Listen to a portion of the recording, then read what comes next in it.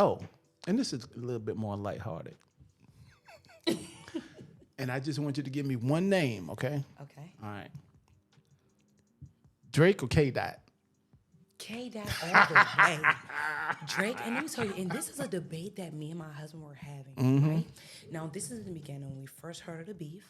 And y'all don't call me again because I'm not a hip hop girly. I'm more of like an R&B girly.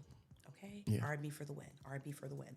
But when I first heard of the beef, when it was, the big three, Drake, K Dot, And and J. J. Cole. Cole, you know that Drake and J. Cole did this little diss or whatever the case is. No, J. Cole did that because Okay. Kendrick came out. He said, fuck the Fuck the big big three, three. nigga. It's It's just just big me. B. I was like, oh, he called him out. Yeah. Because Drake and J. Cole were kind of on tour together, doing all that. And I don't have a problem with that. But then J. Cole put that diss record out, and it was half-hearted to me because he had to give K. Dot some accolades for his album. Then he tried to shit on the other part. I was like, come on, man, you can't do all that. And it didn't sound right coming from J. Cole. And then at Dreamville, he apologized live. Okay. That part. Because I wanted to talk about that. Because I was thinking, I was like, well, wait. Because after I heard all of the diss, then, Metro Boom and everybody came out the cut. Because now they beefing with Drake. I was like, you know what? Something is telling me that this was a setup. Now, I'm not going to shit on J. Cole. I absolutely love J. Cole. Don't get me wrong.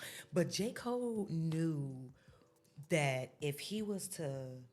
Because you have to understand, when it comes to men in that industry, it's about ego. Right. And if you don't know how to control your ego, you can fall into a lot of shit. Yep. That's just what it is. So I think that J. Cole helped K-Dot set that shit up in play because everybody was upset that J. Cole bowed out because everybody kept looking at it like, me neither. Like I said the same thing. And even my husband was like, it's the art of music. Like he shouldn't have bowed out. It's like, you have to understand when it's a real beef going on in real life, J. Cole did what he was supposed to do because even when they were going back and forth with their beef, I mean, other than saying like, hey, fuck the big three, J. Cole wasn't really mentioned in none of the diss. Right.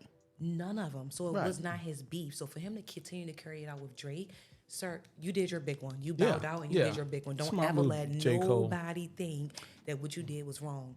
But Drake set himself up for failure. He set himself up for failure, and let me tell you why.